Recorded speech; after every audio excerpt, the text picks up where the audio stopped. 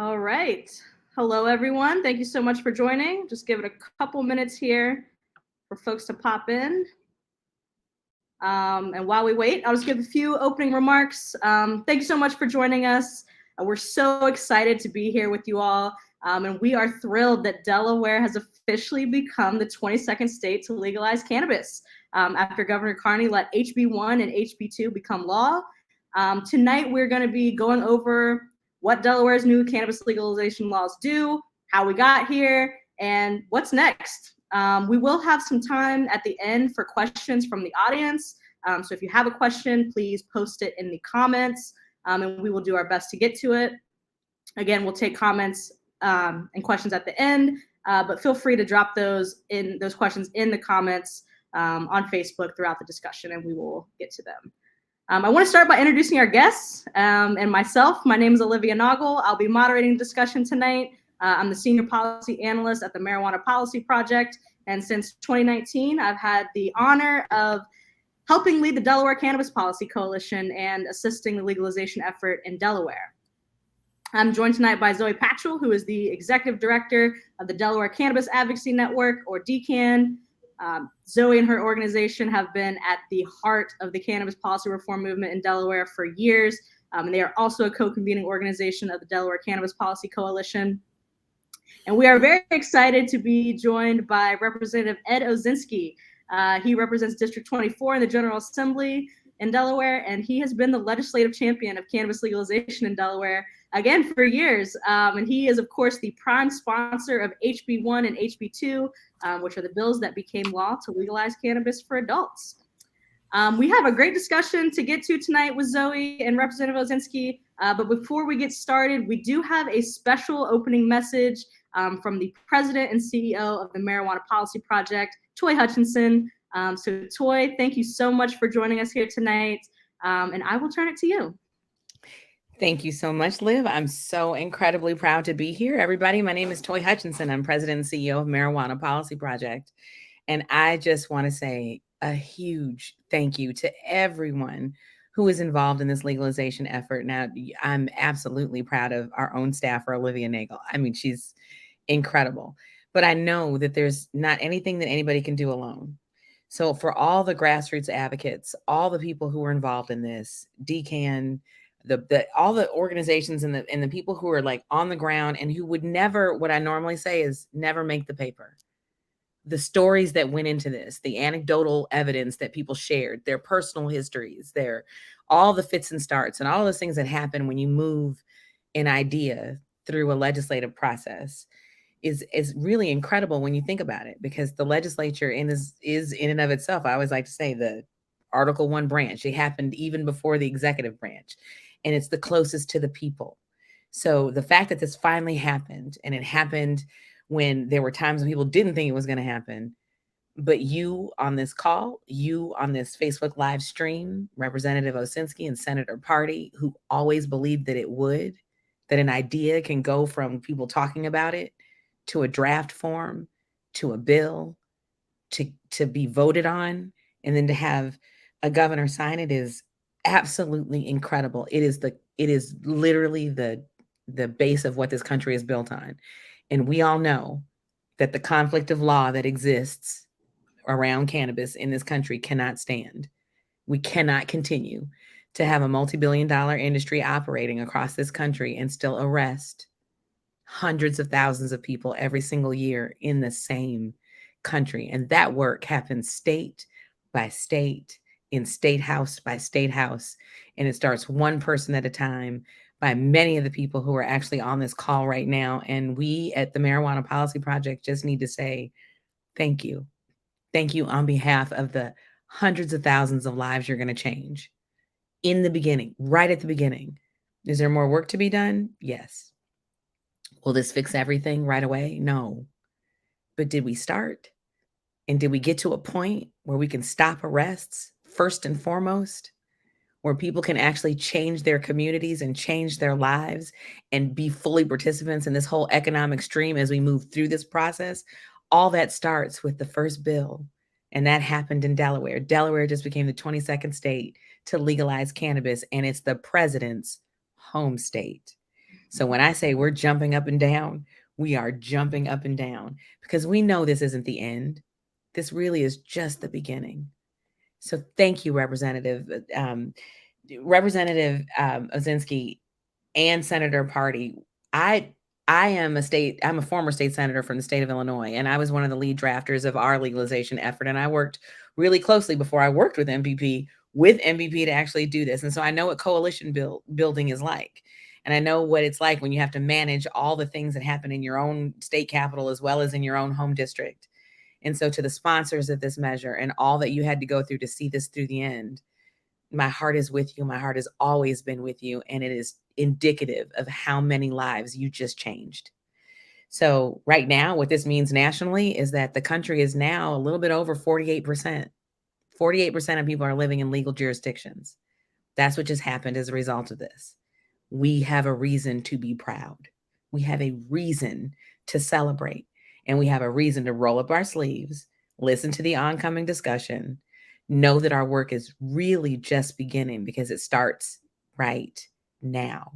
So, for the first time in the state of Delaware, for all of us around the country watching, thank you, thank you, thank you. And let's start the conversation. Liv, kick it off.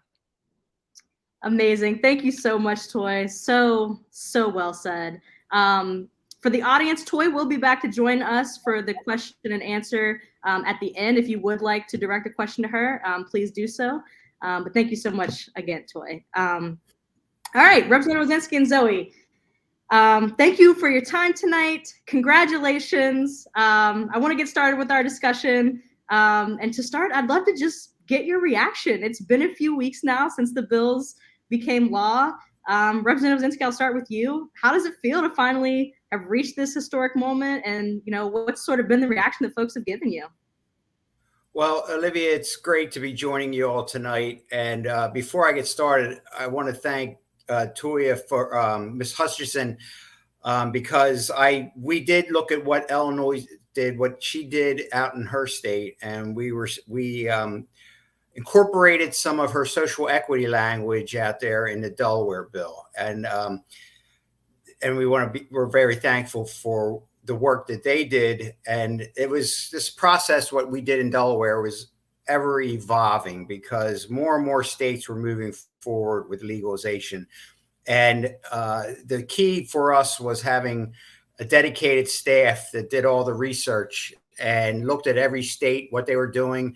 And every year that we failed to get the votes, there was new states being added and there was new language to review.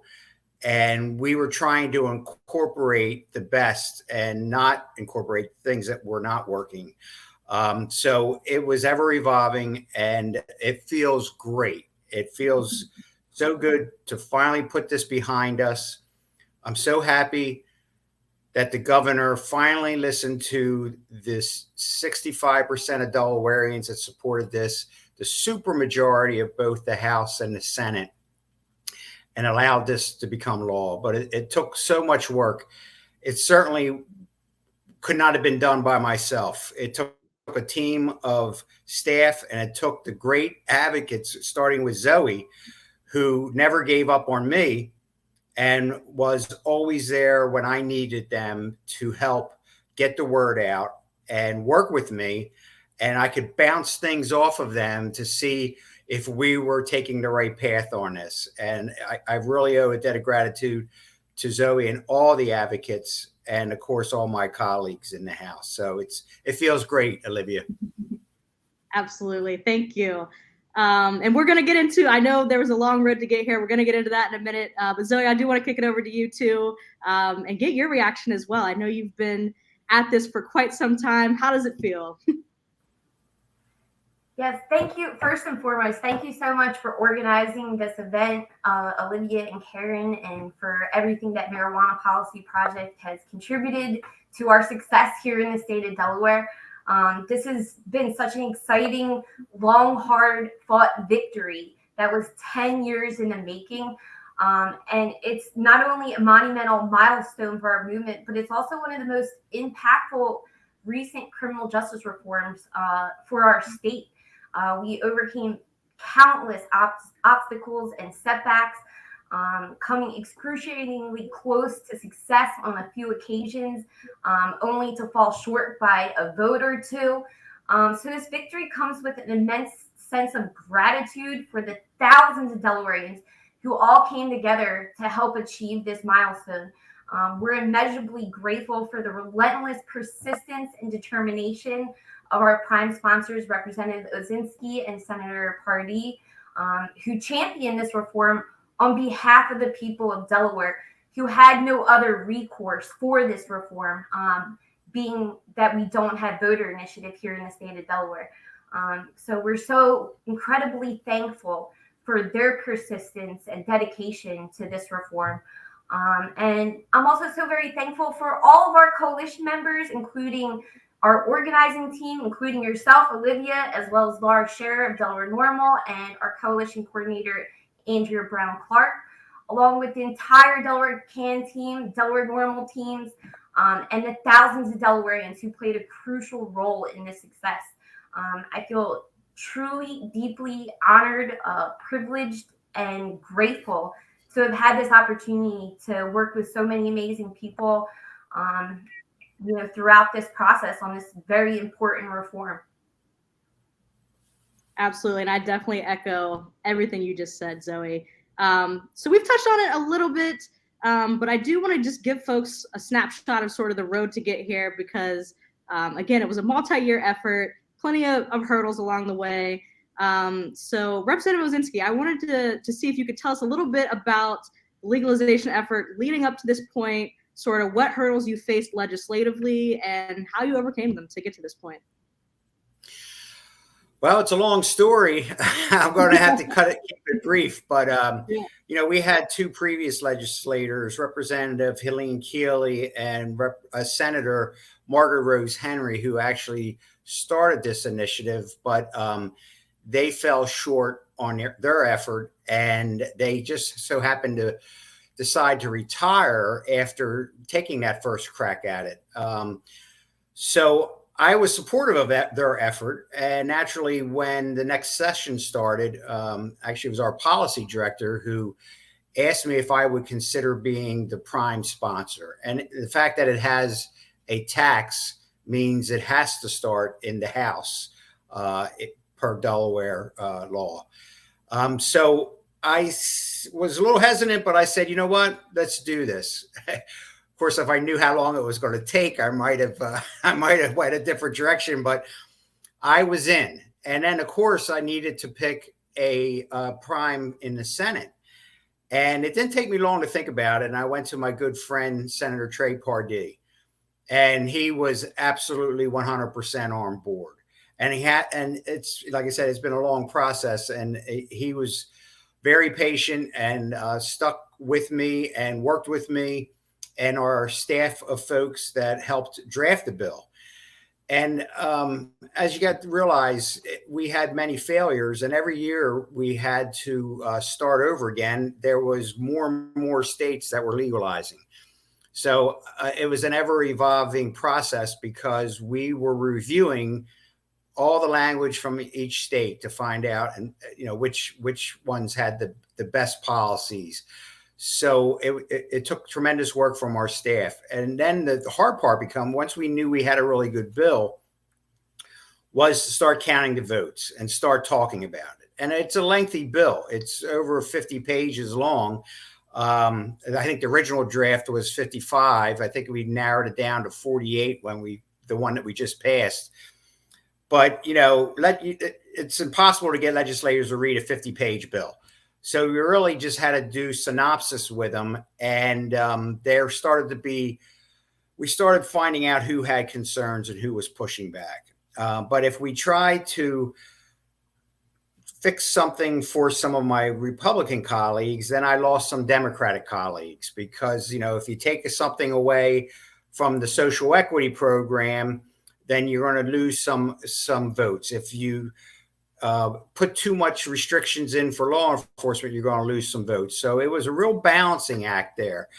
But eventually I started picking up more and more sponsors on this. And with the help of Zoe and her team, they did a really good job of communicating to my colleagues.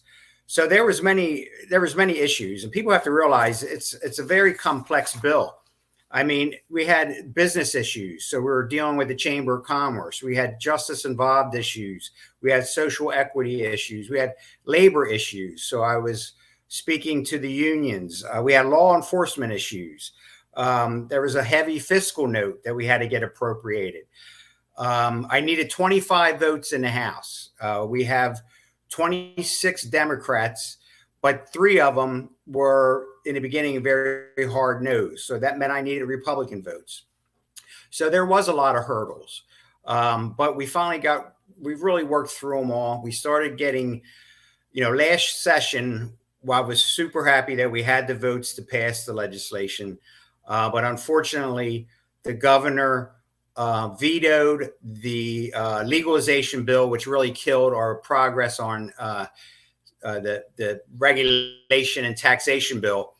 And that was very upsetting. And I lost votes to override the veto. There was a lot of politicking going on. There was a lot of stuff happening on behind the scenes, a lot of promises made, but the governor was successful in stealing enough votes away where any veto override was impossible to put together. But this year, different story. Absolutely. Thank you for laying that out. I think it's important for folks to hear all the work that went into this, overcoming that supermajority threshold and finally getting to a point where the governor would let this become law. So thank you. And to Zoe, we just heard from Representative Osinski on the legislative path to get here. But I think, I'd also want to hear your perspective to share with folks from an advocacy and organizing standpoint. If you could tell us a little bit about some of the effective strategies that you used advocating and advancing cannabis policy reform in Delaware.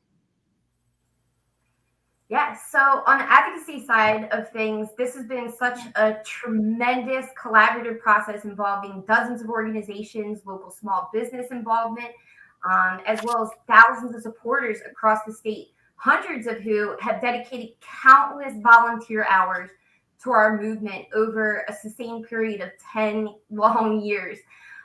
Because we're a small state, we do have a rather close-knit group of advocates that we built over the last decade, as well as an extremely diverse community of advocates from all walks of life, backgrounds, ages, races, religions, political affiliations, and just so many people from basically every single district and corner of Delaware that was organized and built over the past 10 years, which is one of the things I believe helped us overcome the enormous amount of setbacks and obstacles that we faced, being that we are such a small state and that we do have such a close-knit group.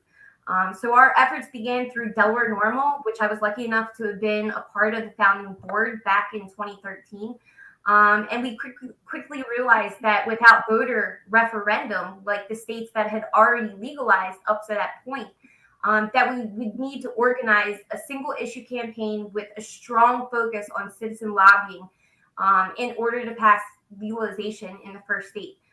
So we formed the organization that would then later become Delaware Can out of Delaware Normal as a partner organization to focus on those efforts. And we've organized or participated in over 550 events since we formed as a grassroots all-volunteer group in 2013.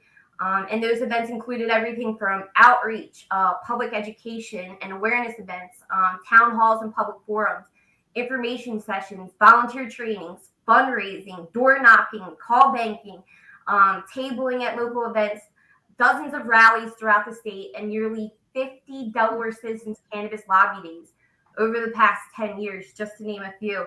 And being that we were a small state, and with the help of incredible hardworking team of advocates, we actually had days that we were able to run more than one event on the same day or have the same event at 2 locations on the same day. So our team mobilized up and down the state, building our networks of supporters through boots on the ground efforts, connecting with local businesses who welcomed our flyers and literature, as well as helped us build email lists. So basically what we lacked in funds, we certainly made up for in sweat equity, basically boots on the ground efforts to support this, which has literally been thousands of hours of volunteer time that went into helping achieve this victory. I just want to say, while I've been the predominant spokesperson for our movement over the last decade, I really want to emphasize that with no exaggeration, it's been the collective efforts of thousands of Delawareans across the state who came together to fight against bad public policy, who helped make this victory possible. And it's a true testament of the power of organizing, building from the ground up, and coming together as a community to create meaningful policy change. And obviously, we couldn't have done any of that without our dedicated champions and prime sponsors, Representative Osinski and Senator Trey Party. Definitely. So grateful for you, Zoe. I'm really honored to know you and work with you. And anyone who's been involved in the movement in Delaware knows what a hero you are. And I just wanted to, make sure everyone else knows that too. And thank you both for giving us some very important background on sort of how we reached this point. So now that HB1 and HB2 are law, we do want to use tonight to educate folks on sort of what that does and what that means. So Representative Osinski, I know that this legislation was very carefully crafted, as you mentioned at the outset, very strong social equity provisions, and also public health and safety provisions as well. But let's start with HB1. Could you give us sort of the highlights of what the bill does? Sure. Well, it legalizes now for personal possession use for adults 21 and older, and that is defined as up to 1 ounce of leaf marijuana, 12 grams of concentrated cannabis products containing 750 milligrams of Delta-9 THC, and paraphernalia for the consumption of marijuana. So that is now legal. It's legal for adults to share personal amounts of marijuana with another adult, so long as the gift is not contingent upon other transactions, such as if you buy this baked goods, we'll give you, an 1/8 of marijuana. So that is not allowed in this law, but you can give it, just like if you go today to a dinner party and you give the host a bottle of wine, you can do the same with marijuana, as long as under the personal possession amount. It's no longer otherwise lawful. So no longer is the otherwise lawful owner of a firearm automatically considered a person prohibited merely for possessing a personal use of marijuana. I actually did put a little story on this. I actually picked up a colleague on the other side of the aisle because he had run just a single bill to allow for this, since we have a medical marijuana cards in Delaware. And it did not get passed. The governor vetoed that piece of legislation, and the colleague said, "You know what? You got my vote." He goes, make sure that language is in your bill, and I will vote for your bill. And it really helped. So it's a interesting piece there. It is now legal to transport a personal use amount. And let's see, it's also legal for adults to produce their own marijuana extractions at home. What's not legal is it's still illegal to operate a motor vehicle under the influence of marijuana. It's still legal to consume marijuana in an area accessible to the public. And I really hope, we educate Delawareans, because we don't want them making that mistake, thinking that, it's open where everybody can smoke anywhere. But you have to realize it's still illegal to smoke in areas that are accessible to the public. And this includes moving vehicles. Employers may still enforce a drug-free workplace. This includes pre-employment screening for marijuana. It is still illegal to possess more than a personal amount, 1 ounce or more, and it's still illegal to cultivate and sell marijuana to adults. It is still illegal for children or adults under age of 21 to possess or consume any amount of marijuana unless they possess a valid Delaware medical card, because we do allow medical cards for children. So that's pretty much the basic of the simple piece of legislation of HB 1. Perfect. Yes, thank you so much. Really important for Delawareans and visitors to know. I did have a question around expungement. I'm going to ask Zoe. This is something we've had a few questions about, but the new legalization law didn't have expungement provisions in, but that is because people with prior cannabis convictions in Delaware, that was addressed through the Clean Slate Act. So Zoe, could you tell us a little bit about that? What the current expungement process is in Delaware for folks with prior cannabis convictions to get their records expunged? I think you're on mute. Sorry about that. Yes, thank you so much. So interestingly enough, previous versions of the cannabis legalization bills did include expungement provisions. However, because of the amount of obstacles and everything that we faced over a number of years, other legislation kind of surpassed cannabis legalization when we had the Clean Slate Act passed in 2021, which allows for the broad automatic expungement for all misdemeanor cannabis offenses, as well as a single cannabis felony conviction after 7 years. Specifically, and I just want to mention, because I may have said that in a way that might be confusing, I just wanted to specify that all misdemeanor cannabis offenses will be automatically expungible, and this single cannabis felony convictions is something that is now eligible. Prior to this bill passing, there was only one other bill that addressed expungements prior to that, which was Senate Bill 189, I believe, back in 2018, which only made one single cannabis offense eligible for expungement. And up until then, nobody with a cannabis offense conviction was eligible for expungement. So with the Clean Slate Act that passed in 2021, like I said, all misdemeanor cannabis offenses will be eligible. That process has not begun yet because of the large amount of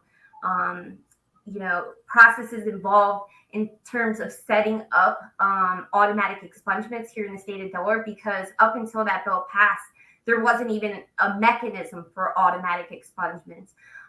So, with all the agencies and different entities involved with that process, it is expected to begin in August of 2024. And I believe that all records will automatically be expunged for those misdemeanor cannabis offenses at that time when that process begins. Great. Yeah, thank you so much for highlighting that, Zoe. Again, I think there's been some confusion around cannabis expungement in Delaware, so thanks for educating folks on that. And I'm sure we'll see some other educational things around this in the future. So moving on to HB 2, Representative Osinski, could you give us some highlights on that piece of legislation and what it does? I know that's the larger one, but just some highlights. It is the larger one, and I guess the big thing is here, it will now set up the regulations. It sets the groundwork for the new commissioner to promulgate regulations to implement a legal market. This was a very difficult bill to draft. There was a lot of work put into this, and also decision making. And like I said, we got a lot of input from other states and what they had done. So what HB2 creates over 125 potential business licenses. So that's going to be a lot of job opportunities in this new industry. And those business licenses include 60 cultivation licenses, 30 product manufacturing licenses, 5 testing facility licenses, and 30 retail licenses. And we also have so many of those are set aside for the social equity. So out of the open licenses, we have the commissioner shall issue, let's see, 20 cultivation, 10 product manufacturing, and 15 to the social equity applicants. Okay. Zoe, catch me if I make a mistake here. Yeah, social equity license pool shall issue 20 cultivation, 10 product manufacturing, 15 retail, and 2 testing facilities. These applicants will pay a discounted application fee of $1,000. For an open license applicant, it's a $5,000 licensing fee. But for the social equity applicant, it's discounted to $1,000. If selected, these applicants are eligible for conditional license, meaning they won't have to show they actually have a property to place that business. They have a 180-day waiver to require a physical location. This helps people getting started where they don't have to make that large investment before they actually have a license in hand. So we thought this was good language. If selected, these applicants will receive a 40% discount on the equivalent open license fee. And how do you qualify for a social equity license? You have to reside in the state of Delaware at least 5 years of the last 10 years in a disproportionately impacted area, meaning in an area that had a high rate of marijuana offenses. And that can all be determined. The commissioner can use our Delgis system to determine what zip codes have had a high impact from marijuana offenses. The other way to be eligible, if you were actually convicted of a marijuana related offense, or if you were a child or a spouse of a person convicted of a marijuana related offense. And then we also include micro business licenses. The micro business license pool shall be issued 10 cultivation, 10 product manufacturing licenses. Okay, those application fees are $3,000. This is for a business that's under a certain amount of square footage. I don't have that right here in front of me. I'm sorry, but it's a smaller. Think of it as your micro brews, your Dogfish Head versus your Budweiser. It's an opportunity for someone that wants to be a craft provider, maybe generate and make some products that the big guys are not doing. So New Jersey had that in their legislation a few years back, and I thought it was worth putting in the Delaware legislation. So that covers pretty much all of the license requirements and the types of licenses.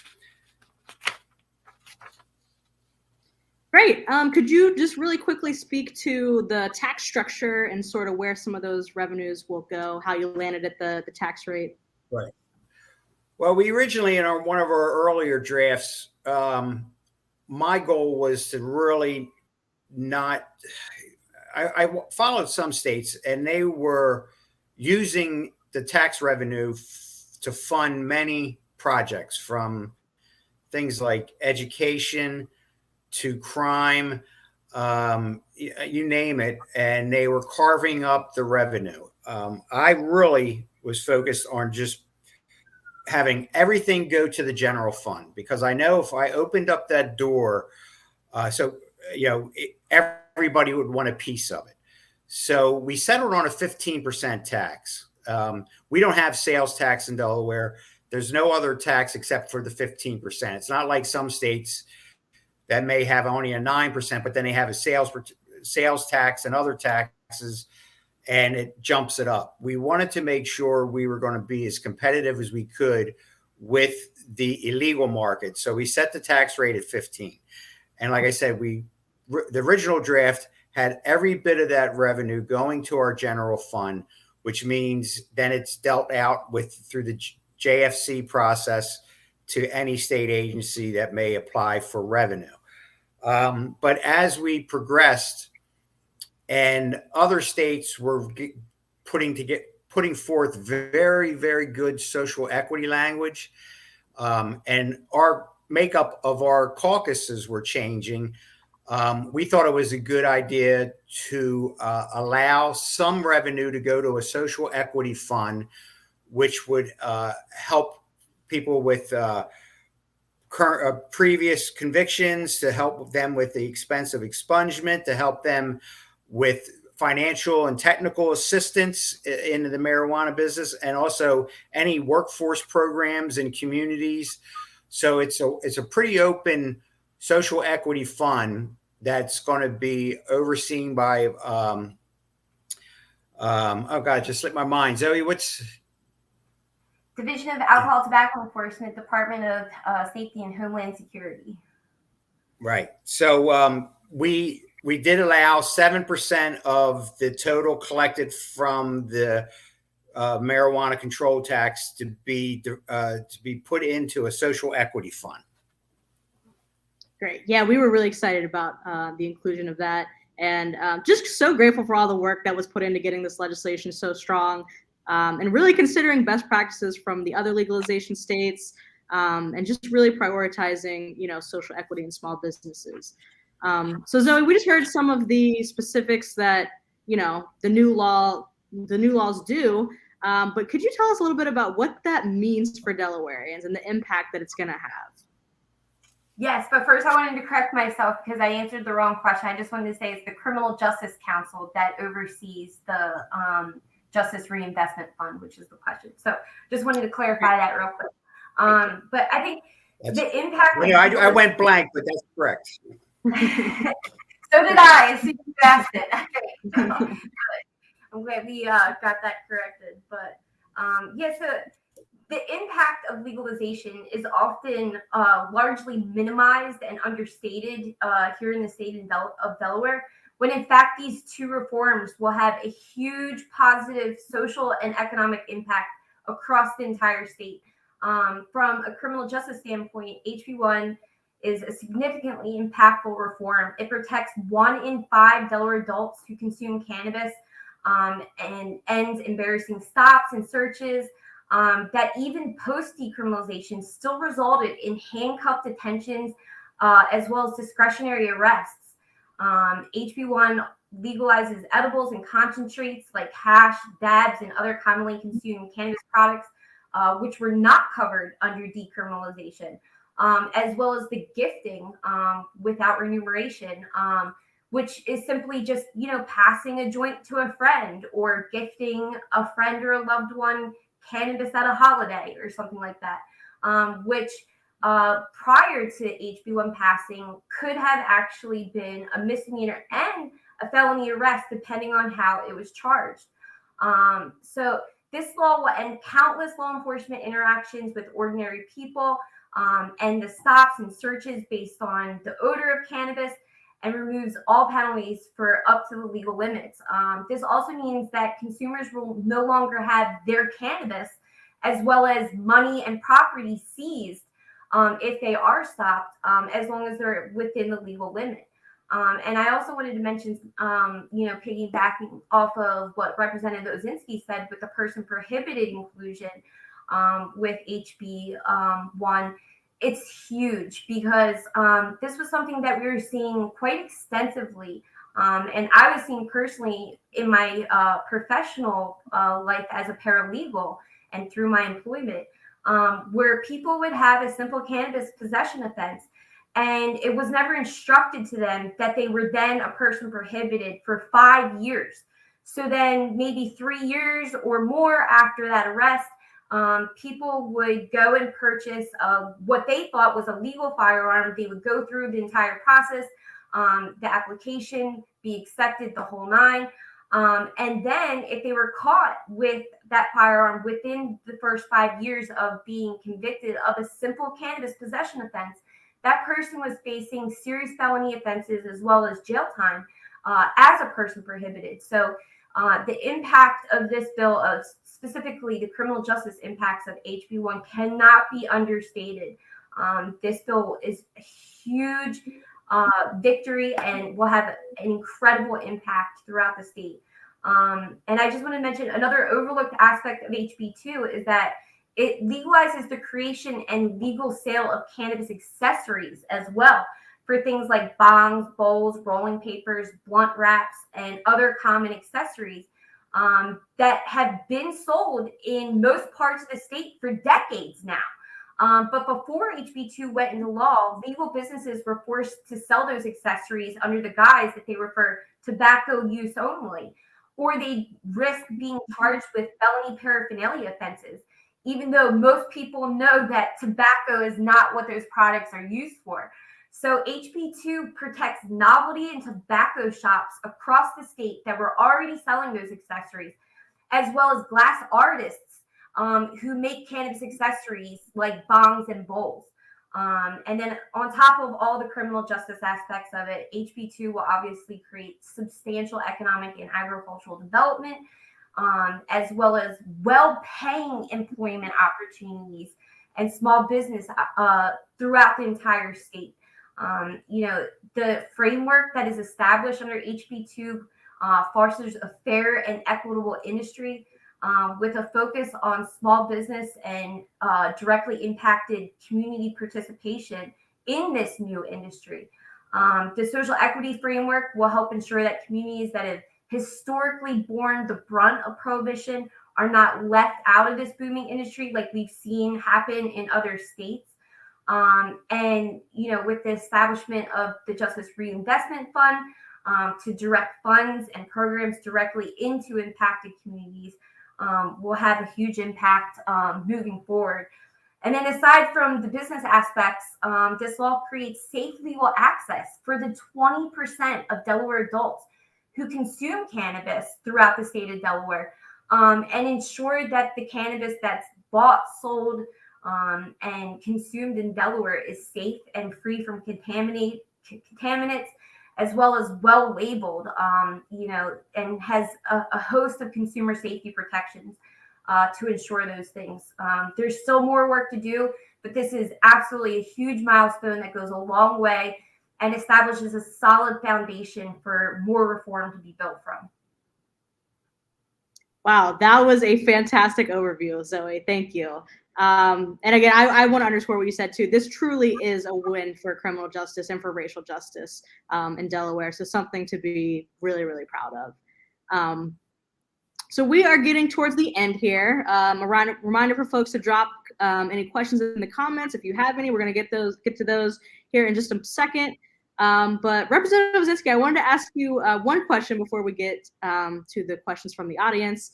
And that is for, other states. We're now at 22 that have adult use legalization, a lot that are going to be looking to hopefully, join you all now. Do you have any advice to other lawmakers in states that are going to tackle this through the legislative process?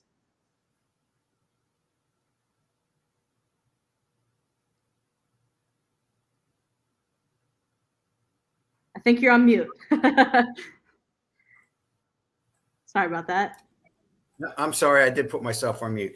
I would suggest they start with a good co-prime sponsor and prime sponsor in the Senate, and select a good staff that are passionate about this and are willing to put in the work. Because there was a lot of meetings. We had to sit down, and I recommend they do the same. We had to meet with all the affected state agencies, and that was like Homeland Security, Health and Social Services, the Department of Addiction Services, Department of Agriculture, Department of Finance, the governor's office. We had to sit down through meeting after meeting to try to work out a lot of the issues. I would recommend not opening up the revenue that's collected from this to a lot of different issues. Try to keep that to a minimum. But the key was, just to keep plugging away at it and see what the other states have done and see what works best for your state. Definitely. Thank you. And Zoe, one more question for you. Moving forward, I'm curious your thoughts, and if you could tell us a little bit about the next steps in cannabis policy reform that you'd like to see Delaware take. Yeah, so in terms of future policy reform, we'll continue to advocate for our long-term goals of continuing to repeal penalties for possession and consumption offenses, as well as additional reforms to focus on those that have been impacted by prohibition, including increasing possession limits, as well as decriminalization for public consumption. We're also going to continue to work toward expanding expungement options for all cannabis offenses. And we'll continue to work for things like home cultivation, improvement to the medical cannabis program, which we've advocated, this whole time for as well as other industry expansion, things to include like co-op lounges, special event permits, independent delivery options, and inclusions of other industry supported businesses. And I think that it's paramount that we stay involved through the regulation and rule writing process to ensure that the intent behind the laws that were passed are implemented in a way to make sure that they're benefiting consumers, that they're encompassing and promoting inclusion within the industry, and creating a market that consumers will want to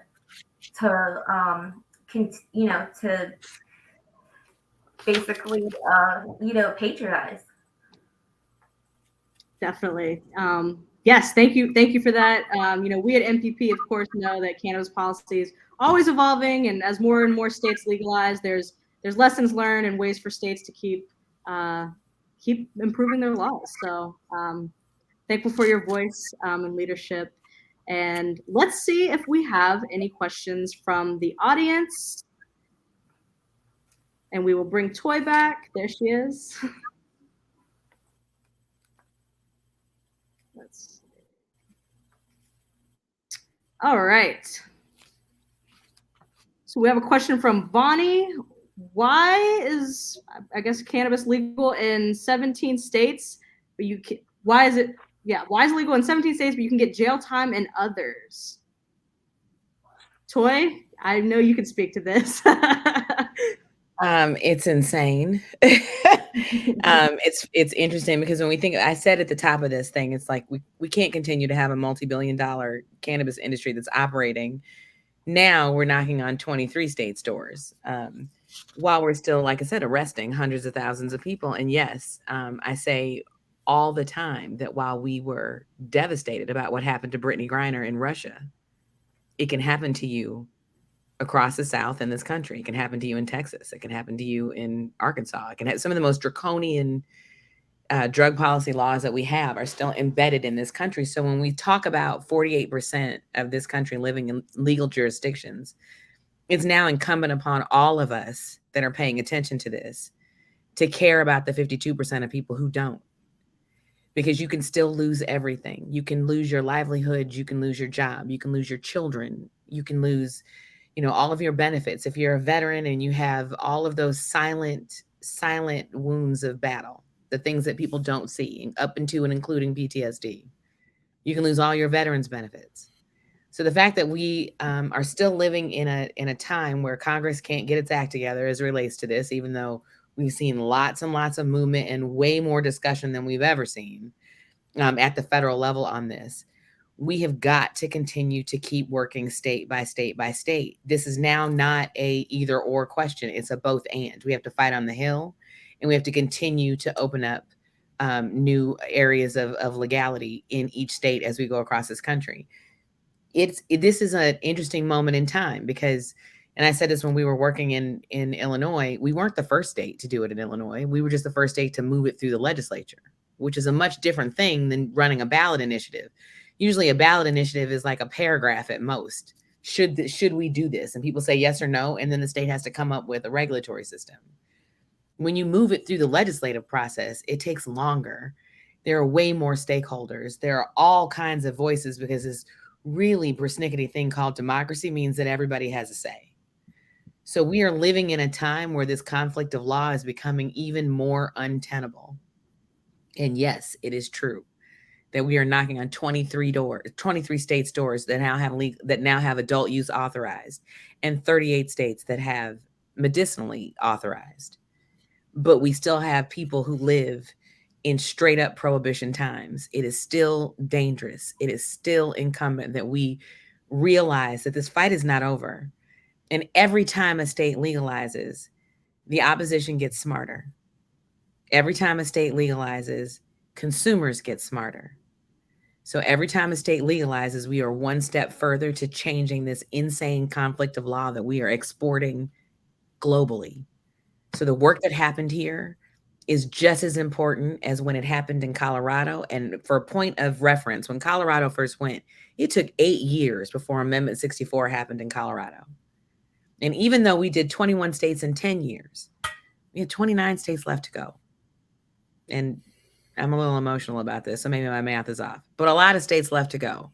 And I want you guys to know that the conversation's not complete unless you're in it, in all parts of it. You don't get racial justice without economic justice. So you can't just talk to Black and brown people about, we'll just stop arresting you. This is a ongoing thing, and equality and equity is something that we have to continue to fight for. And we have to be ready for the blowback. We have to be ready for the backlash. We have to be ready for people to say, oh my God, what did we do when we can't do this? We have to be ready for all of those things, because this is not going away. And the best and most responsible thing any of us can do is to regulate this. If you care about public safety, then you regulate this. If you care about children's access, then you regulate this. If you care about making sure that we're not giving explicit permission for people to sell this product while people are still dealing with the lifelong impacts of the criminal justice system, then you regulate this. So yes, you can still get jail time. Yes, you can still lose everything, but not anymore in Delaware. Not anymore in the 21 states that went before this. So this work is not done. This work continues. And ladies and gentlemen, it's just beginning. We're still early.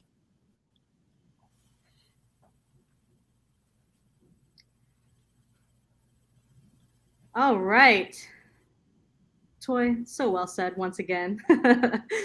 Another question we have: as a transplant, I appreciate the legalization of recreational marijuana. My only question is, why the 19-month delay, I guess, to legally purchase when medical cannabis is already established in Delaware? Probably a good question for Representative Osinski. You're able to speak to that? Absolutely. We did feel a lot of pressure from the existing compassion centers that dispense medical product, but we also heard a lot of pushback from the patients. They have not been very pleased with the compassion centers, what they offer, and they certainly did not want to see them dispensing their products for recreational users when they were still struggling for their medical needs. The compassion centers will be eligible, like everyone else, to apply for a recreational license. We need to promulgate those regulations. The 19 months is to give the newly appointed commissioner, which won't really happen till September 29th of 2023. What the governor will have is supposed to have a commissioner selected. And another reason was Delaware does not have a sales tax. This will be the first product sold in Delaware that will be taxed. We got a lot of pushback from the director of finance, the secretary of finance, because he was pushing back, saying he would need a lot more time than 19 months to set up a tax structure to collect that tax. We put some language in there that he was eventually satisfied with, but we can't just start up, because compassion products, medical products, are not taxed in Delaware. So we'd have to get that tax system all set up before we, even if we wanted to, like compassion centers, start selling a recreational. So there's a lot to get worked out beforehand, but they will probably be very successful once they apply. They have, great resources. They have a lot of knowledge. So I think they'll be fine. And like Zoe mentioned, I've reached out to them, and I'm more than willing to run legislation that will be beneficial to the patients and the compassion centers to help generate more products for them to sell to the patients that are in need. So I hope that answers the question. Definitely. Thank you, Representative. So we're about 5 minutes. Let's see our next question. So Michael asks, when will the social equity map be open to the public to see? I guess this would be where the disproportionately impacted areas are, I think, I'm understanding. Yes, I believe that. That is tasked with the commissioner. So we have to be patient. The commissioner will have to be appointed. He will have to generate those disproportionately impacted areas before he starts accepting any applications. So yeah, that'd be up to the commissioner and his staff to start working on once they get up and running. Great. Let's see. Our next question, how will these new laws offer protections for cannabis consuming parents or guardians? I don't know. Well, I would think that, as long as you're doing everything legally, you should not have anything to worry about liability. It's if you choose to consume in a area that's accessible to the public, or in your vehicle, or if you drive impaired. I mean, I'm not sure if I'm following the question accurately, but I don't think there's a lot of liability. I mean, you have to protect your children from consuming this. So the packaging will be definitely designated, and it'll be child-proof. But the parents do have a liability to keep their children safe, and that's with any product. It could be anything laying around a house, and the parent would be liable if they are not protecting their children from harms and dangers. Marijuana is just one, but there's many, many, many products out there that they could be liable for if they do not watch and take care and look over their children. Representative, can I just add on to that? One of the biggest things that this will help is normalizing the conversation. So one of the things that ends up, because remember, nobody advocates for use under the age of 21 unless there's a medical reason for a child. For some, we've heard a lot about seizures, childhood seizures, epilepsy in children, things like that, where we know that cannabis oils are helpful for them. But there is case law developing across the country as to what happens in custody disputes and things like that, and cannabis is raised in those things. But one of the biggest things in terms of legalization and adult use as it changes in states, and I know as when I was doing this, we got nicknamed the marijuana moms, because we need to get more comfortable talking about cannabis around children like we talk about any other product that we do not want children to have or to be protected from. So it is we're moving into a stage now where you need to talk about it the exact same way you talk about alcohol. Your kids know not to sneak in and go find your wine or go find vodka and everybody's comfortable and understands how to talk about that. Cannabis is no different. You're moving this into a lawful product category, which means you talk to them the way you know how to talk to them.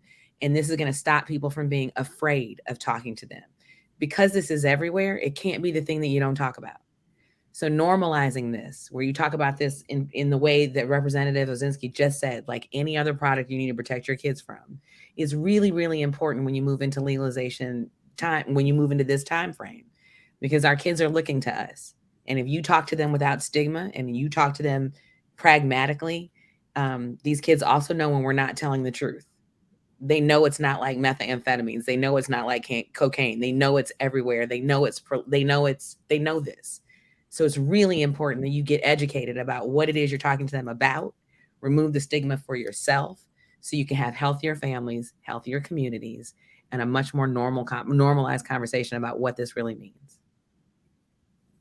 Definitely. I'm looking at the comments right now, and someone said, yes, Toy, having the conversation, education. So I think you nailed it for them.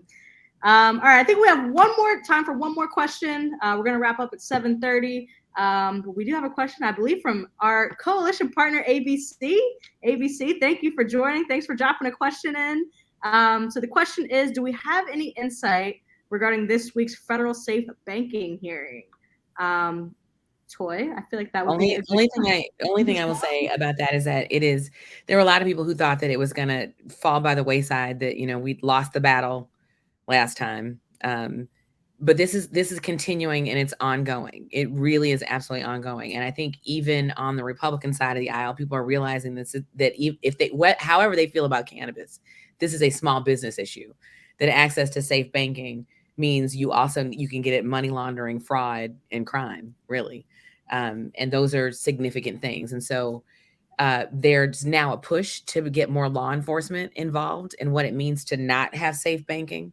And there'll be a lot of, I think, information coming from across the country and across the legal states, where people are all coming together to argue that safe banking is something that is critical for this industry, that has every single market pressure that every other industry has, but also has Schedule I on top of it.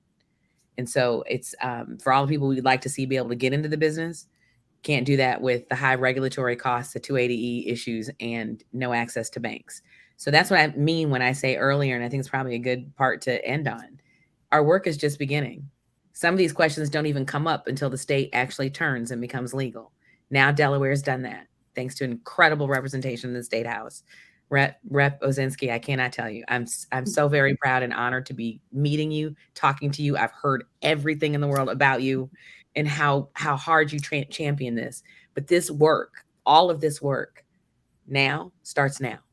If you thought it was before, we just did it, like, yay, we did it, it's done. It's just starting now. Way to go, Delaware. Way to go, Delaware. Absolutely. Thank you. All right. So that concludes our Facebook Live tonight. As much as we could continue talking for, I'm sure, much longer. But thank you, Toy, for joining us. Big thank you, Representative Ozinski and Zoe. Thank you again so much for your time tonight, for your years of championing this issue in Delaware. And congratulations, Delaware, for becoming the 22nd state to legalize cannabis for adults. To our audience, thank you all for tuning in. Thank you for your questions. This will stay up on MPP's Facebook, so if you want to, share it with other folks for them to tune in who may have missed it, please do so. But thank you all for tuning in, and have a great night.